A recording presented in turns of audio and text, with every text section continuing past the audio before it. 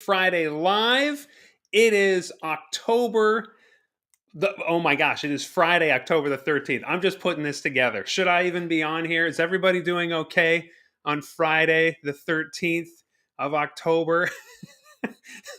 Hope you're doing absolutely great. There's always a delay from the moment I go live, I notice, to the YouTube videos, the recordings. So I'm never quite sure how long to hold my fire until we go live. But there are so many of you in the chat, regardless of me waiting a few seconds. We have Sabrina in San Antonio, who won by a long shot. She was here at 43 minutes after the hour, 17 minutes before start time. She's sitting in there. Who knows if she's still here? Are you still here, Sabrina? Did you doze off? Did you go grocery shopping? Good to see you. You're in Texas. And then, of course, Sabra keeping us straight with the proper phonetic spelling of her name. Good to see you, Sabra. You just got back from a beautiful elopement in State Park. In 4 hours, they'll be on the plane to Italy. Well, we can't help but be a little bit jealous of that, I think. So that is pretty awesome. I can't help but think how in 3 weeks from today, I will be getting in the car and driving to Boston to eventually the next day take a flight to Wedding MBA in Vegas. Yep, I mentioned it again. We gotta mention it every Friday because it's coming up. And in December, I don't know what we're going to talk about, but I'm excited to see so many of you in Wedding MBA in Vegas, and my head's not in Italy, but it is at Wedding MBA already, I got to say. Mark is here from Thousand Oaks, representing California again. Michael is here from rainy St. Paul, Minnesota. Yes, it is rainy and kind of gross here today, Michael. I have helmet hair, which I've been trying to shake out for half an hour. It's no school today, so I biked my kids to their friend's house with a helmet on, of course. And in this damp, rainy weather, I have quite the case of helmet hair right now. It is just kind of gross outside, and I have a wedding rehearsal to get to. Thankfully, the wedding is tomorrow. It's supposed to be beautiful. Who else is here? Elaine is here from the Isle of Wight, of course. Chuck is here from Massachusetts, visiting Florida. So you are in Florida right now. I wonder how the weather is. Hopefully it's nice for you. Jane from North Carolina, good to see you. Karen is here under the auspices of Ralph's Regal Weddings. Good to see you, Karen. I'm looking forward to, I think, seeing both of you at Wedding MBA. And Jane has 2 wedding rehearsals and a funeral prep. Oh my gosh, it is a busy day for Jane, doing the professional thing that she does.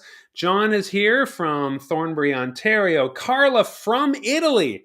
Man, that is amazing. We've got a couple who Sabra just married going to Italy. We got Carla here from Italy. We got Florida. Oh, okay, Sabrina is saying she is here.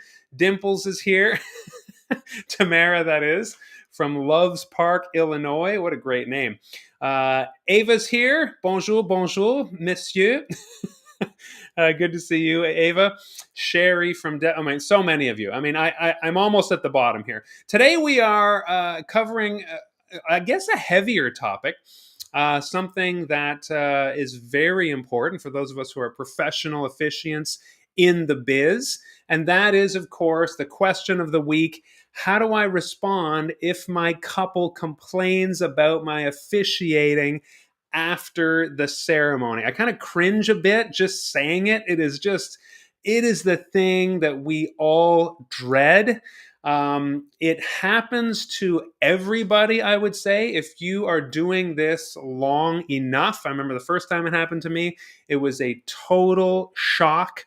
And so I want to talk to you about how best to reply to this. So here's the lay of the land of how I want to approach this topic in the next 26 minutes or so. As you know, I try to get off here in half an hour, especially when I have to drive an hour to a wedding rehearsal and an hour back.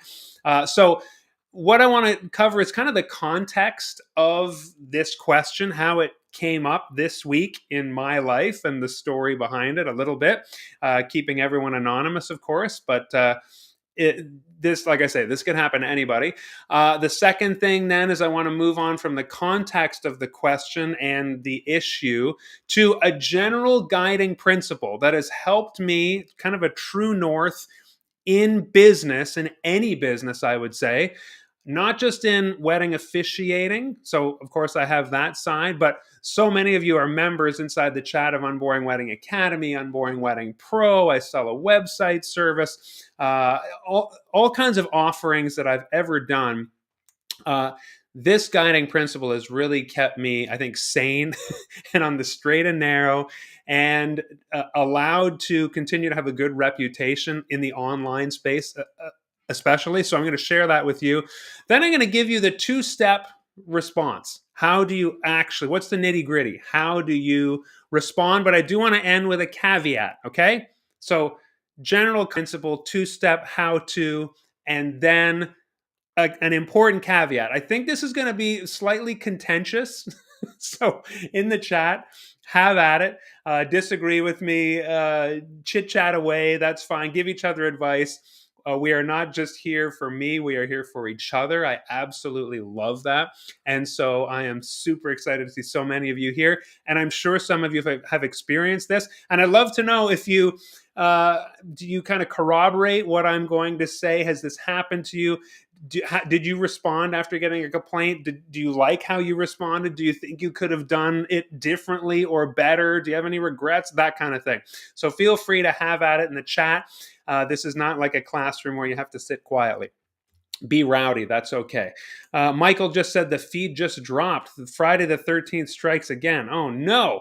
Well, I hope I'm still live for some people. Eva is saying, are you breaking up? So there is some Friday the 13th stuff. I wonder how long I was out. How long?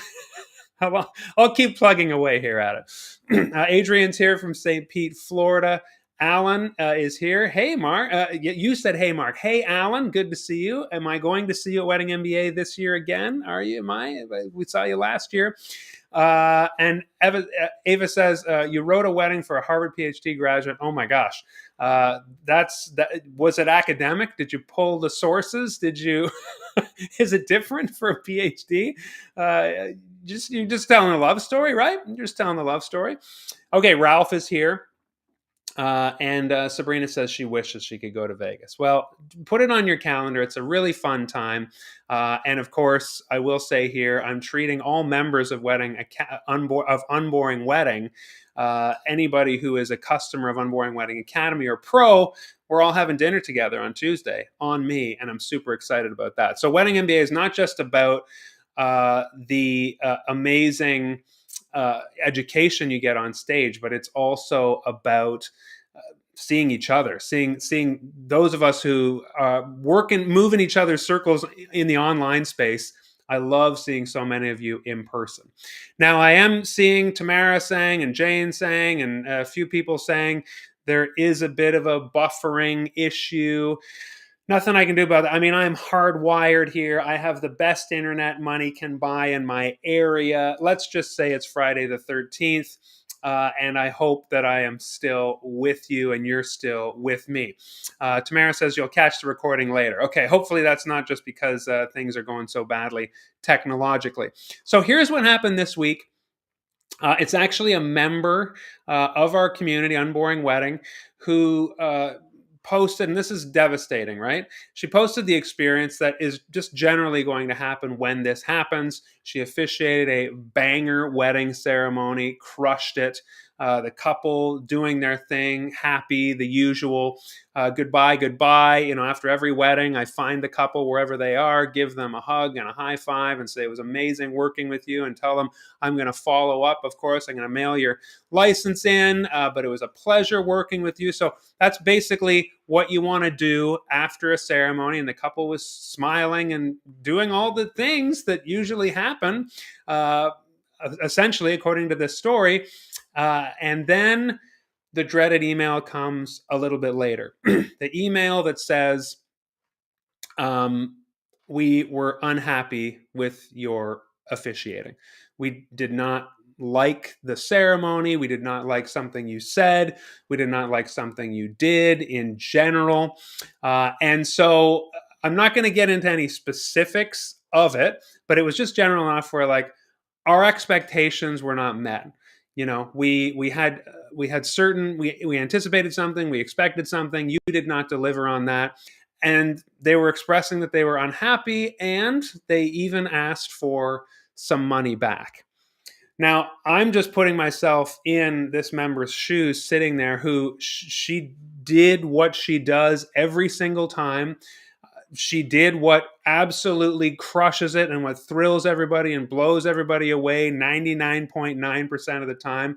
But as I said to her in the group chat, that when you work long enough with the public, there are going to be people who are unhappy, just some people who you cannot get through to, some people who had certain expectations that you could never have possibly delivered on. And that is just part of doing business, interacting, interfacing with the general public, right? We hear horror stories about people getting sued or that kind of thing. That fear can completely paralyze you and prevent you from getting into business at all, opening your own business, putting your shingle out there, selling any kind of service or product on the marketplace. And that's, I don't want this to paralyze you. And I didn't want this to paralyze her, of course. And again, I have gotten an email like that.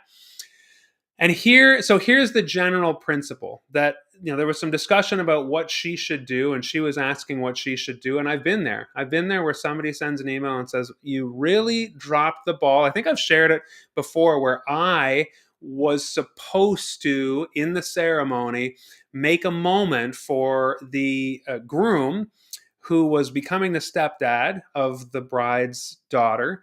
And there was supposed to be a moment where he said some words to her, gifted her a thing. And I didn't make any space for that in the ceremony. Somewhere in the planning process, that fell off the plate, even though we had the workshop. And I just barreled through. It completely fell off the radar somehow. And then, sure enough, wedding day, hugs. We did the thing, goodbye, everything's great. And they sent an email saying we were absolutely devastated that he did not get the moment to do what we discussed in the workshop. And it was completely my fault. Now, the member who brought this up in our group about the couple who complained believes that she was completely not in the wrong. She didn't do anything wrong. She does what she always does. And that is, I think, an even tougher position to be in, because you know that you absolutely crushed it. Everybody loved it. She did find out later through the planner of that wedding for that couple that the couple took issue with just about every single vendor they had. So again, there's nothing she could have. It's that whole it's not it's not me, it's you thing. There's nothing she could have done. In the one case where the couple said to me we were devastated, I was wrong. Either way, it is devastating to get an email like that. It can totally take the wind out of your sails.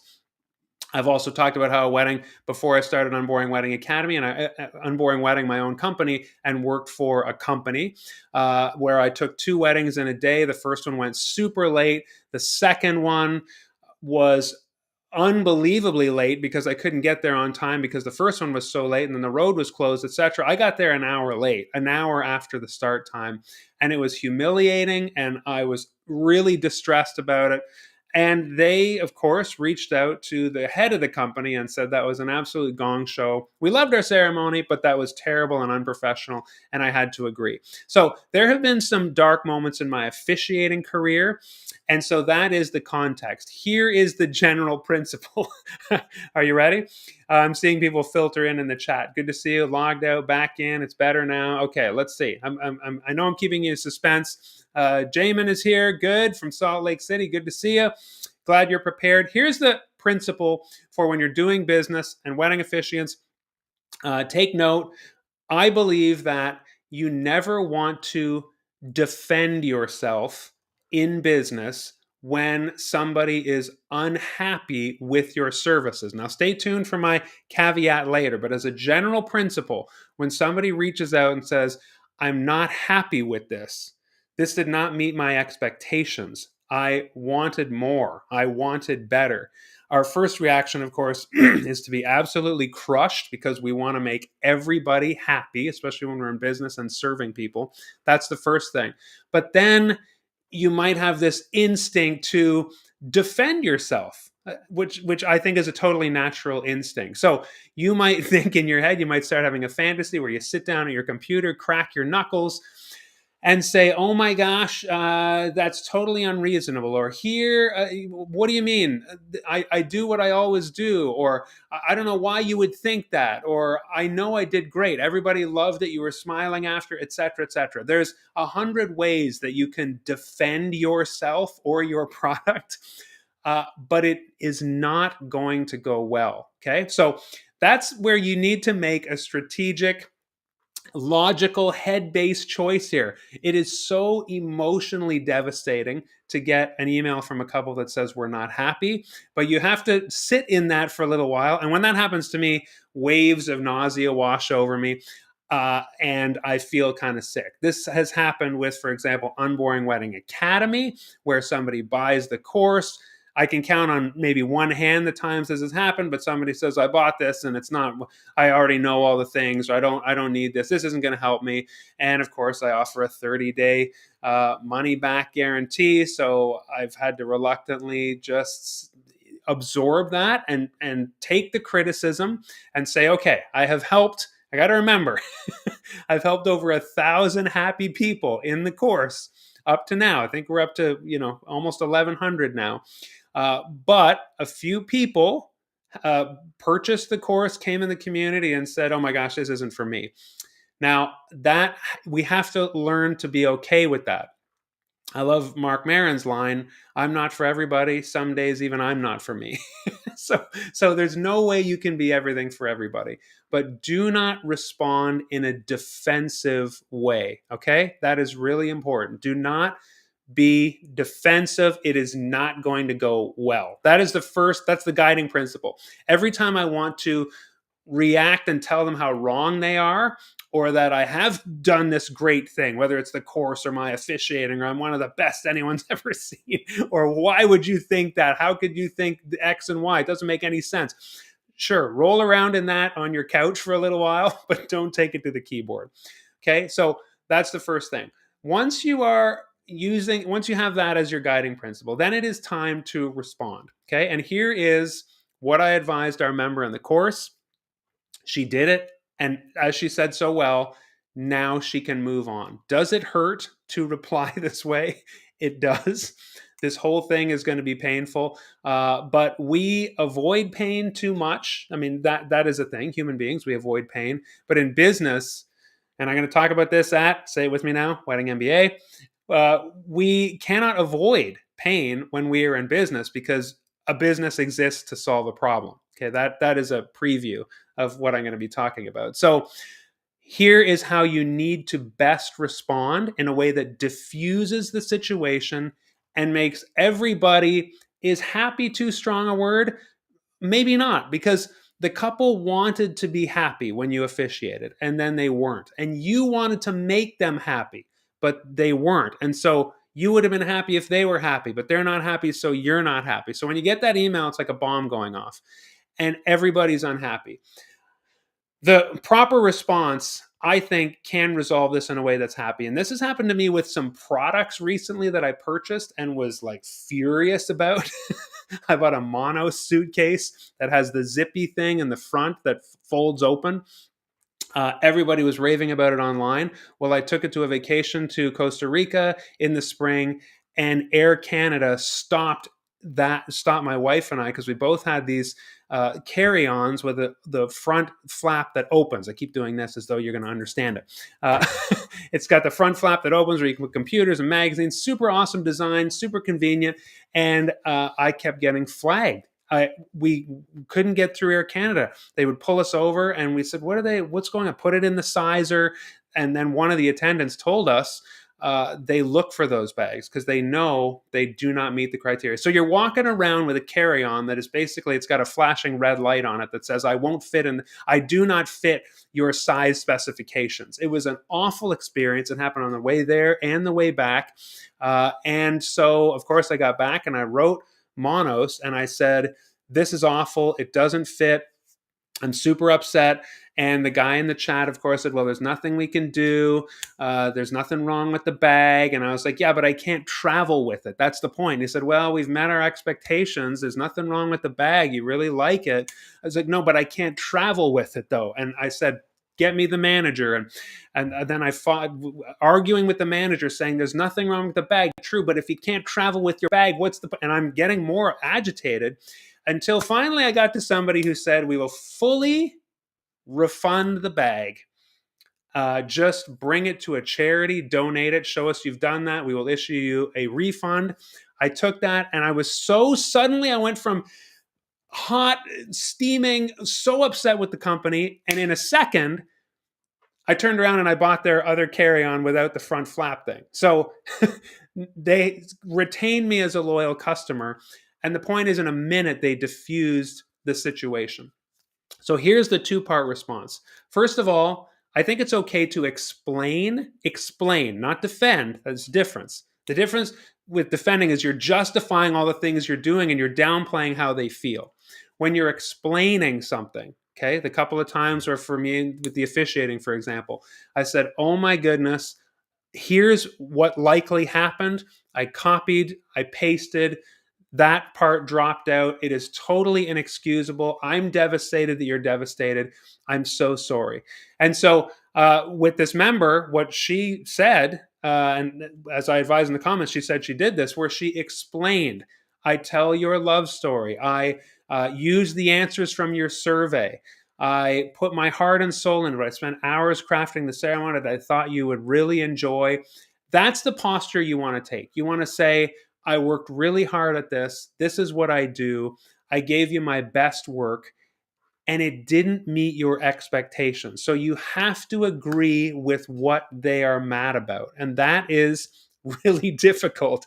The defense thing is downplaying, mitigating how they feel. No, in business, you can't do this. I'm not sure how you handle this stuff in your personal life, conflict resolution, but in business, with a customer satisfaction issue, you have to just say, I hear you.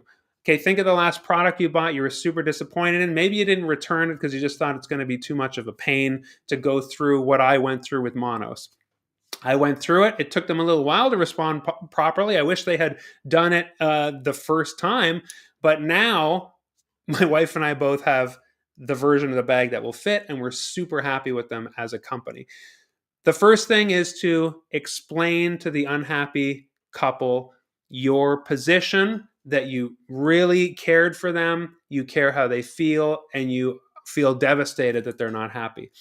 And then the second thing is give them what they want. Okay, so in this case, they wanted a partial refund. And I just told this member, if I were in your position, I would just do it.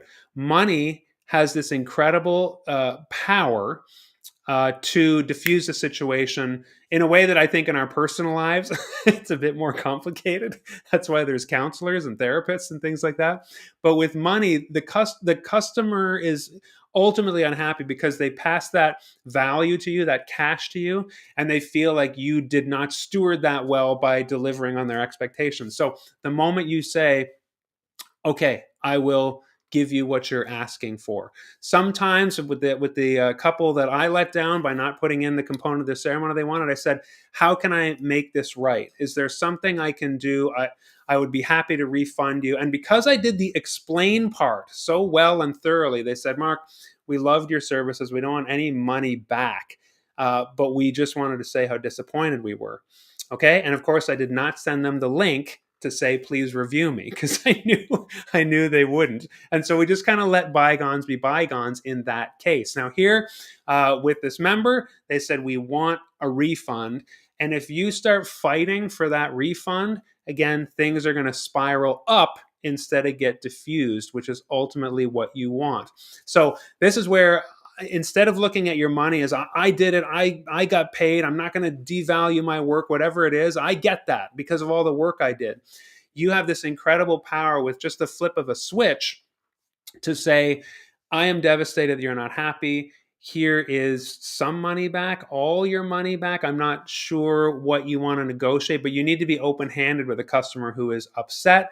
And that is the greatest piece of leverage you have, is their capacity to have empathy for you when you say, look, I'm sorry that I upset you. I feel devastated that you're not happy. They're human beings. That's going to reach them. And then, of course, when you follow that up on top of that and say, look, I am going to just I want you to be happy. I don't feel right keeping money when you're not happy, and so what can I do to make it right? I really would suggest asking them what you can do to make it right again after you explain, and then kind of make them reply again very unequivocally, we want X money back, we want all our money back. So I don't want to say, don't do it too easily. Don't like say, and here right away I've attacked. Just ask them, explain it, I'm devastated, how can I make it right? Some couples at that point will say, okay, listen, now that they have cooled down a bit, they won't ask you for any money back because they've heard your position, how hard you worked, how devastated you are. Again, they're human beings too, and they likely will have empathy for you. But if you want to go that extra step, then I think you should not be tight fisted about giving them what they're asking for, and just refund them what they're asking. Now, I have a policy in my contract: 100% satisfied with your ceremony, or you get all your money back. And I have never had to refund for that reason.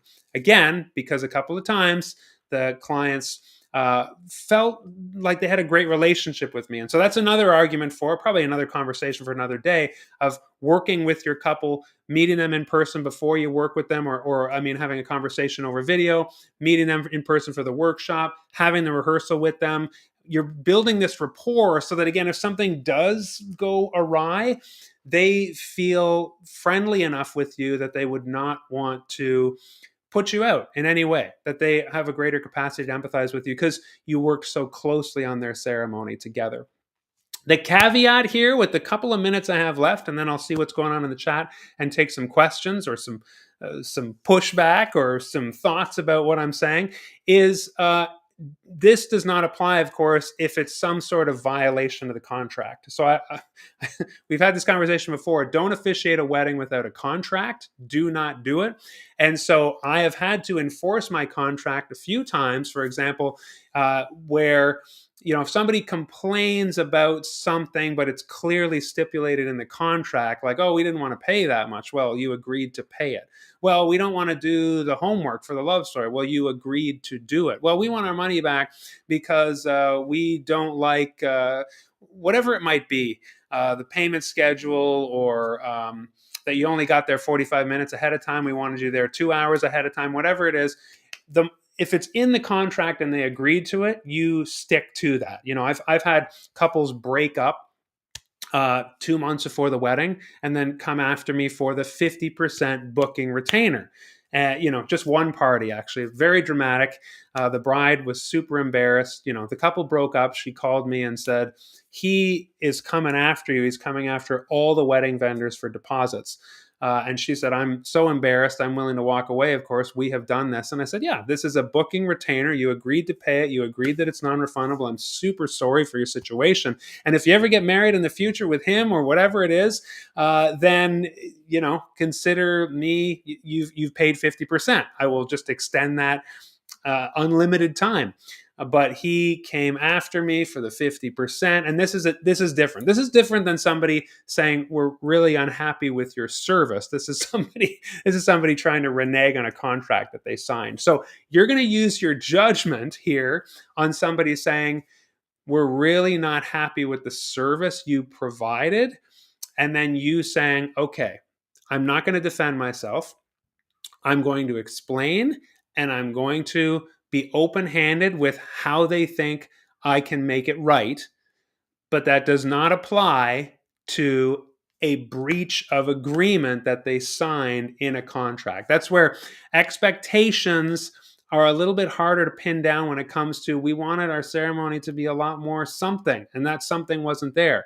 There's that kind of expectation that is less tangible, but then there's the expectations that are met in the contract about who gets to keep what money when, what is expected of you, what is expected of them, and the nitty gritty that, of course, you can put in black and white. Stick to that, of course. So everything I talked about how to reply in the first, in that two-step way does not apply when somebody is trying to shake you down and get out of their contract somehow. Okay, it is the bottom of the hour.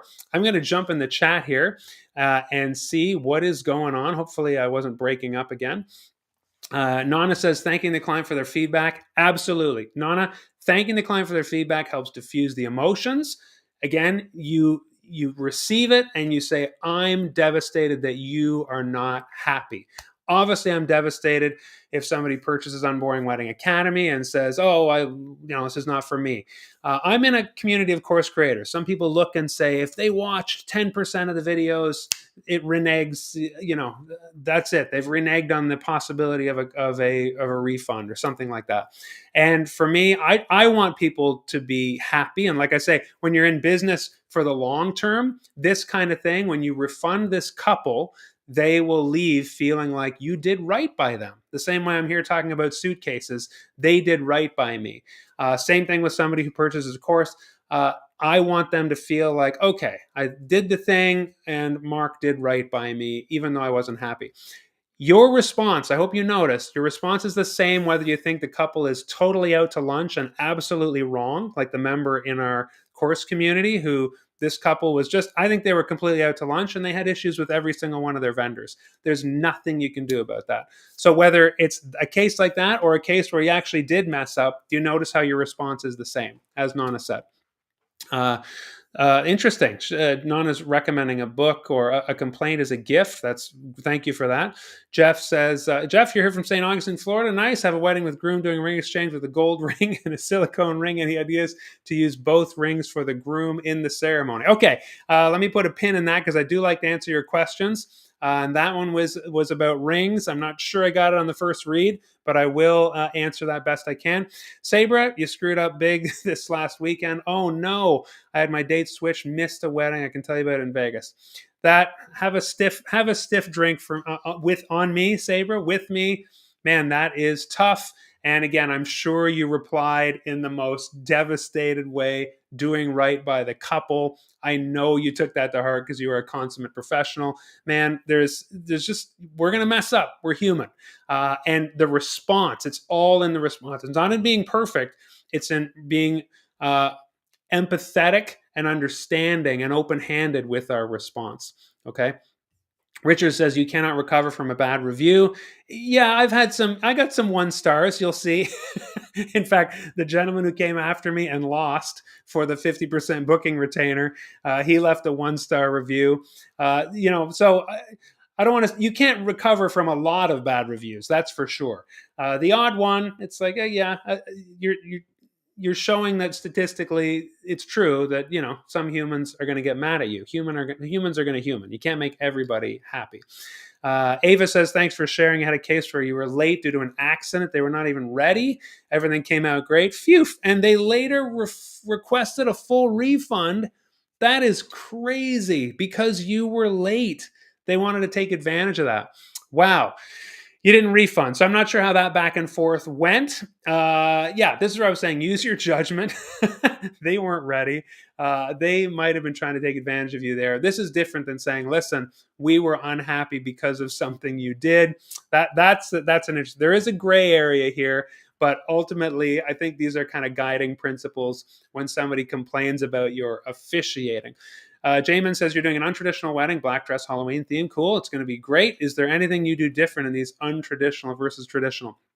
There's nothing I do different, which is probably why I'm not asked to dress up or anything. People hire me to hear their love story and for me to have that super down to earth rapport with their guests. So I officiate a wedding and I teach this in Unboring Wedding Academy, more like an MC, including the guests in the opening remarks, talking to the guests. This is a real hack where you are talking to the guests for most of the ceremony. So aside from the dress and I don't know, talking about how, something about Halloween, I wouldn't go too cheesy or too crazy with it unless the couple asked me to do some specific things. But no, I don't. First of all, I don't get asked to do any, you're calling it non-traditional. I don't get asked to do many of those. But if I did, I think, and I've officiated in many different settings, I typically stick to being down to earth with the guests, telling the love story. and following that kind of formula, that style and that system, I call it. Okay. And wow, you have a Friday 13th beach wedding. Franklin, good to see you in Aruba. Good. What did you do in the situation where you were an hour late? Okay, so Jennifer, thanks for that question. That's a bit of a different case because again, I worked for the company, so I was almost in tears. This is like 8 years ago, 8 9 years ago, when I knew I was letting down. Everybody was in this fancy Toronto downtown hotel, and I was driving there from Niagara, and the gardener was shut down, and I just knew I was walking into total hell. Everybody mad at me, and so I walked in there, of course, and I did make a joke when I got on stage. I was like, well, geez, I forget what I said. Something like, it's nice of the officiant to finally show up. You've been waiting so patiently, something like that. Everybody laughed, kind of diffused the situation. It wasn't on me to, it wasn't my company. So they reviewed the company with 3 stars, saying, Mark did a great job on the ceremony, but of course, super unprofessional to be late. And it was I called my boss, and the boss, the head of the company, called them and tried to diffuse the situation, but they were shouting on the phone, and it was a really bad scene. So how would I handle that? I'm not sure how I would handle it differently. The way that I make sure this doesn't happen now is I never take 2 weddings on the same day anymore, unless they're like 5 minutes apart from each other. I've made sure that that day almost ruined officiating. I almost quit the profession because I was so heartbroken for the couple and letting a whole room down at one of the fanciest downtown hotels in Toronto. And I had to really spend some time recovering from that. So I made a plan saying I'm never going to take two again. And I didn't have to respond on behalf of the company. I know my boss was super upset that they left a 3 star review. I thought the 3 star review was really fair, especially because they said, hey, they loved their ceremony. So I felt good about that. Like once I got there and actually delivered their love story and did the thing, they were like, we loved the ceremony, but and then they let us have it in terms of like allowing me to book 2 weddings so close together, not having a contingency plan, et cetera, et cetera. And to me, they were right and justified in all that stuff. So I want to go back, Jamin. I hope that helped, to the question about, and this is, okay, rings. Richard said that. I'm sorry, I'm having trouble seeing the question about, um, okay. This is not good live. Okay, there it is. Jeff, have a wedding with a groom doing ring exchange with a gold ring dress and a silicone ring. Casual. Any ideas to use both rings for the groom in the ceremony? Groom doing ring exchange with a gold ring and a silicone ring. Are you saying he's giving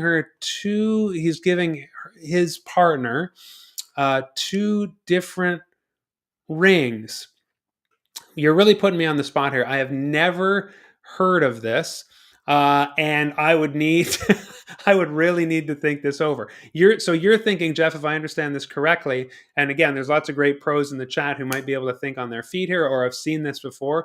Any ideas to use both rings for the groom in the ceremony? Use both rings. I'm not sure that I'm quite getting your question well enough. It's very kind of generic. I'd really like some more specifics. You have a wedding with groom, 2 grooms, 1 groom doing ring exchange with a gold ring, a dress ring, and a silicone ring. I got that, but I'm not sure how you mean use both rings for the groom in the set. Okay, Jeff, you just clarified the groom wants to use both dress gold ring and a black silicone ring, but include both. So, Jeff, is he giving? Is this part of the ring exchange where I'm just trying to get clear. Do each of the marriers have 2 different rings, or is he providing a gold and a silicone ring for his fiance? Is that what's happening?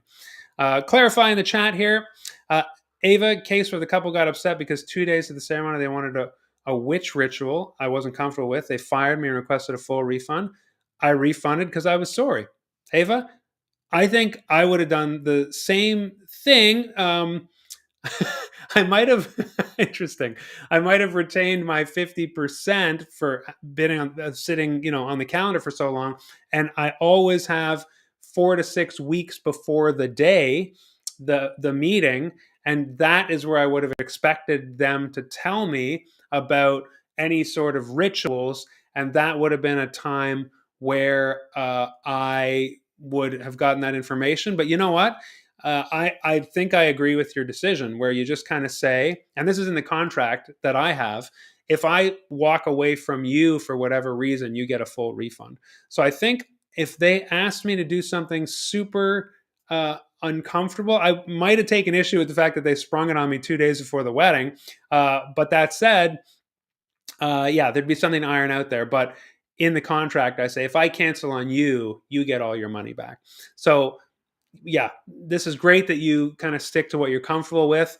And this allows you, as I said, when you refund, you can walk away. You have given them, this is where you might want to put limited liability clauses in your contract, which say basically, if there are any refunds, it never exceeds the amount that you paid me. That's really helpful because you don't want them turning around and saying, boy, 2 days before, you left us and that really messed everything up. So we're coming after you for $10,000 instead of, the 1,000 you charge. So consider limited liability clauses in your contracts for this kind of thing. But yeah, I think that's a good, you were able to just walk away. This is where I was saying refunding money has this power to really diffuse the situation in a way that in our everyday lives, maybe it's not quite the same. So John says, have him put both rings on so they are blessed or part of this. So Jeff just said just one groom, but he wants to have a black ring, a dress ring, and black. Both are for the groom. Bride has traditional. Oh, so the bride is giving, the bride will be giving him 2 rings. Um, I think, if this were me, again, I just talk about not being too wordy. I would want to work it out with the couple in the workshop. If they have any ideas, my thing would just be to explain, to look out. And sometimes I do this if it's a grandmother's ring that maybe the groom has and it was his grandmother's and now it's the bride's. I do like to just look up and explain, this is really special because da da da. And in this might be a moment of levity where I would say, you're going to hear us say rings plural, and that is because groom, being a very fashionable gentleman, wants a dress ring and a casual ring. I would probably make kind of light of the fact that, you know, in a friendly way, typically I have this kind of relationship with my couples by the time we get to the ceremony, but that he's a little bit vain and he's a stylish man and he wants 2 separate rings for different occasions, like pairs of shoes or something like that. So I do see an opportunity for humor there. But in terms of, like, I don't know, some idea of how to formally do it, I don't see the need for that at all. So the bride has traditional, but he wants 2 versatile rings, and I think that's really fun. So, so I would probably do something like that. Talk about how he's a fashionable man and wants a ring to suit the occasion or something like that. But just in the same way that I explain any kind of significance of any ring, and that has happened in multiple ceremonies of mine where, like I say, it's a family heirloom or something. If you want to give extra context for the ring, when it comes time for the ring exchange, you look out and you explain to the guests what makes it so special and what's special about the rings here. Okay. Interesting. Gold ring is for best, rubber ring is for work. So a lot of jobs require that kind of thing. Good. You could say that, but you could also kind of lean to the fact that he wants he wants to make a fashion statement. But you're right. You could get very practical and say, you're going to hear me say rings here, and that is because, and you could say because for his job or something like that. We just don't want to keep the couple in the dark, the guests in the dark at all about a decision that the couple has made. Okay, so I don't see any questions, any more questions. Thank you for your sharing about ways that you have made mistakes. Like I say, couples might complain, whether we feel like they are justified in those complaints or whether they are completely unjustified in those mistakes. But the response, I believe, should be the same. Use that guiding principle of never defend. Don't get defensive. You're going to feel very emotional and devastated. sit with it for a day or so, then respond with an explanation and asking them how you can make it right after you have explained, not defended, validate their feelings, explain how you messed up and you own that, or how you did the work and you don't feel like you messed up. Don't say that. Just say, I did my best. I gave you the level of quality and service that I give everyone. I spent hours. I used your answers. I delivered my absolute best here. How would you like to make it right? And that's where they might say, well, we think we should get a full refund. And if you want to fight, you're going to start making things bad again. So that has really helped me, whether it's officiating or in the online space, where, of course, a lot of volatile things can happen. So hopefully that was helpful. That was, like I say, last week was about members of the family passing away. This week was about complaints. Maybe next week will just be some good old-fashioned lighter topics again. Like, what do I do with 2 rings? Let me think on it, Jeff, and ponder on it. You said that helps. So hopefully it does. Okay. Ava says, question for the ritual couple. Do you recommend sending a follow-up note that I made? Sorry, did I miss something? For the ritual couple. For them, because I couldn't accommodate their wishes. For the ritual couple, do you recommend sending a follow-up note that I made? Ava, can you give me a little more context to what you mean for the ritual couple? Is that the one who wanted the witch ritual? Do you recommend sending a follow-up note that I made? I love to answer your question. I just need a little bit more context. Follow-up note. So I really like, they fired you and requested a full refund. I'm looking back. You refunded them because you were sorry. Again, you absolutely diffused that situation and allowed everybody to move on. So I do like your response. I think it had a lot of power. But Ava, I'm not sure if you're hearing or typing away. I'm not sure I fully understand your question. I do want to answer. Do you recommend sending a follow-up note? I really don't. Again, I'm not sure what you mean, but I just think if you say, how can I make it right? They say full refund, please. You do that. That's it. I would just let it lie. Like I said, don't follow up with anything, because when you refund them, they're not your client anymore. They don't owe you anything. You don't owe them anything. This is where, again, to me, business, the lines and boundaries of business are so much cleaner than personal relationships or ministry in which I have served. We don't know where the lines are sometimes. To me, in business, that exchange of dollars makes it just so clean and clear, and contracts. And when they do get messy, you can just say, I'm sorry, here's the money back. I wish you well. So I do kind of like that aspect. Okay. That's it. I gotta get out of here. I'm glad I got to spend a little extra time with you, but again, I try not to make this onerous in terms of people starting the video and saying, "Oh my goodness, how do I hang in there for 50 minutes?" So have a great weekend, everybody. I will see you next week. I'm super excited to come on again next week. And of course, as you know, I'm super excited about Wedding MBA. If you want to join Unboring Wedding Academy, don't forget you can go to www.unboringweddingacademy.com. I also have a pro course. Unboring Wedding Academy is the home of the Love Story Caster, which writes your couple's love story for you based on the answers that you get. So remember all that stuff. And so many of our wonderful members were a member of the chat today. And I just love this community, how we help each other, answer each other's questions, support each other when times are tough. Sometimes when we don't meet expectations, there's nothing you can do. Mash that like button, everybody. Thank you, Sabrina. I think you should have the first and last word today. So well done, everybody. Have a great weekend of weddings and any other shenanigans you're getting up to. And I will see you next week. Thanks again.